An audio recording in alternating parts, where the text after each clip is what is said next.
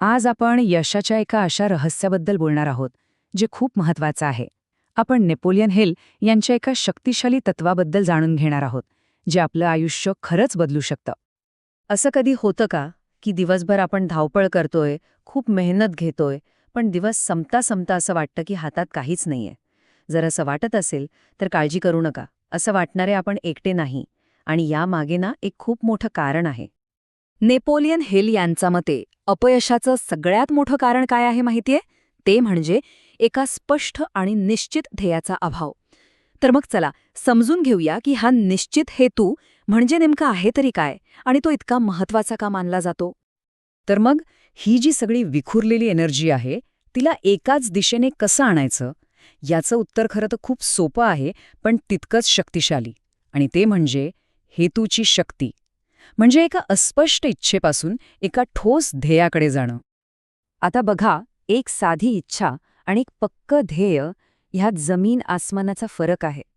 हेल म्हणतात की एक आहे नुसतं स्वप्न बघणं आणि दुसरं म्हणजे यशाचा नकाशा तयार करणं. उदाहरणार्थ, मला यशस्वी व्हायचंय हे म्हणणं म्हणजे एक अस्पष्ट इच्छा झाली. पण मी या विशिष्ट तारखेपर्यंत हे विशिष्ट काम पूर्ण करेन हे झालं एक निश्चित ध्येय. हाच तो नकाशा आहे. यालाच म्हणतात एक निश्चित मुख्य हेतू. म्हणजे काय, तर आपल्या आयुष्यातलं एक असं मुख्य उद्दिष्ट जे एकदम स्पष्ट आहे, लिहून ठेवलेलं आहे. जरा विचार करा, आपल्याकडे एक असं ध्येय आहे जे आपल्या प्रत्येक निर्णयाला, प्रत्येक कामाला दिशा देते. हीच आहे त्या निश्चित मुख्य हेतूची ताकद. हे अगदी आपल्या आयुष्याच्या GPS सारखं काम करतं, आपल्याला कधीच भरकटू देत नाही. नेपोलियन हिल तर याला गुरु किल्ली म्हणतात. का? कारण ही एक किल्ली यशाच्या मंदिराची सगळी दारं उघडते. पण असं काय आहे या किल्लीमध्ये की ती इतकी शक्तिशाली आहे? चला पुढे पाहूया. आपलं ध्येय आहे ना, ते एका भिंगासारखं काम करतं. जसं भिंग सूर्यकिरणं एकत्र करून आग निर्माण करतं, तसंच एक निश्चित ध्येय आपली सगळी शारीरिक आणि मानसिक ऊर्जा एकाच ठिकाणी एकत्र आणतं. आणि जेव्हा ही सगळी विखुरलेली शक्ती एकत्र येते, तेव्हा तिची ताकद इतकी वाढते की आपल्याला प्रचंड वेगाने पुढे घेऊन जाते. ठीक आहे, मग आता सगळ्यात महत्वाचा प्रश्न. स्वतःसाठी असा एक शक्तिशाली निश्चित हेतू तयार करायचा कसा? तर त्यासाठी आहे हा 4 भागांचा यशोमंत्र. चला बघूया काय आहे तो. हा फॉर्म्युला खूप सरळ आहे. या 4 पायऱ्या आहेत. पहिली पायरी ध्येय, म्हणजे आपल्याला नक्की काय हवंय ते स्पष्ट सांगा. दुसरी कालमर्यादा, ते मिळवण्यासाठी एक पक्की तारीख ठरवा. तिसरी पायरी किंमत, म्हणजे त्या बदल्यात आपण काय देणार आहोत, कोणती मेहनत घेणार आहोत हे ठरवा.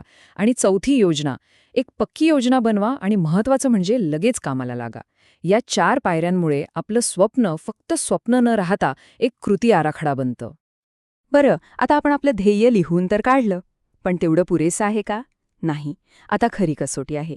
या ध्येयाला आपल्या सुप्त मनात उतरवायचं आहे. त्याला स्वतःचा एक भाग बनवायचा आहे. बघूया ते कसं करायचं? ह्यासाठी हिल एका तत्वाचा वापर करायला सांगतात. ते म्हणजे ऑटो सजेशन. याचा सरळ अर्थ आहे स्वयंसूचना. म्हणजे काय, तर आपलं जे ध्येय आहे ना, ते पुन्हा पुन्हा सतत स्वतःच्या मनावर बिंबवायचं, इतकं की ते आपल्या सुप्त मनाचा भाग बनून जाईल. आणि मग आपलं सुप्त मन नकळतपणे 24 तास त्या ध्येयासाठी काम करायला लागेल. आणि हे करायच्या 3 सोप्या पायऱ्या आहेत. पहिली, लिहा आणि लक्षात ठेवा. आपलं ध्येय लिहून काढा आणि ते तोंडपाठ करा. दुसरी पायरी, भावनेसह पुनरावृत्ती करा. रोज सकाळी उठल्यावर आणि रात्री झोपण्यापूर्वी ते मोठ्याने म्हणा, आणि नुसतं म्हणू नका, तर पूर्ण भावनेने म्हणा. आणि तिसरी, सगळ्यात महत्वाची पायरी, कल्पना करा. डोळे बंद करून कल्पना करा की तुम्ही ते ध्येय आधीच मिळवलं आहे. जेव्हा आपण विचार, भावना आणि कल्पनाशक्ती एकत्र आणतो, तेव्हा आपलं ध्येय वास्तवात यायला सुरुवात होते. आता ही प्रक्रिया खूप शक्तिशाली आहे, पण तिचा वापर करताना काही गोष्टींची काळजी घेणं गरजेचं आहे. नाहीतर आपण चुकीच्या मार्गाला लागू शकतो. हिल यांनी यासाठी 2 महत्वाचे नियम सांगितले आहेत, जे आपल्याला अंतिम अडथळ्यांवर मात करायला मदत करतात. पहिला आणि सगळ्यात महत्वाचा नियम, आपला निश्चित मुख्य हेतू हा नेहमी रचनात्मक असला पाहिजे. म्हणजे आपल्या ध्येयामुळे कुणाचंही नुकसान होता कामा नये, कुणालाही त्रास होता कामा नये. खरं यश दुसऱ्याला खाली खेचून नाही मिळत, तर सगळ्यांना सोबत घेऊन पुढे जाण्यात मिळतं. त्यामुळे आपलं ध्येय असं असावं ज्यामुळे जगाचं काहीतरी भलं होईल. आणि दुसरा मुद्दा म्हणजे 2 मोठ्या भीती जे आपले पंख छाटतात. हिल म्हणतात की बहुतांश लोक मोठं ध्येय ठरवतच नाहीत, कारण त्यांना 2 गोष्टींची भीती वाटते. पहिली, गरिबीची भीती, म्हणजे मी अयशस्वी झालो तर काय होईल, ही भीती.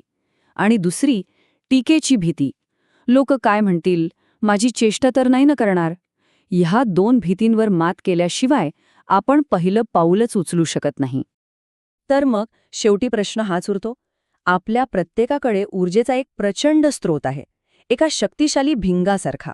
आता ठरवायचं आपल्याला आहे की ही ऊर्जा आपण कुठे केंद्रित करणार, कारण आपण जिथे लक्ष केंद्रित करू आपलं भविष्य तिथेच घडेल.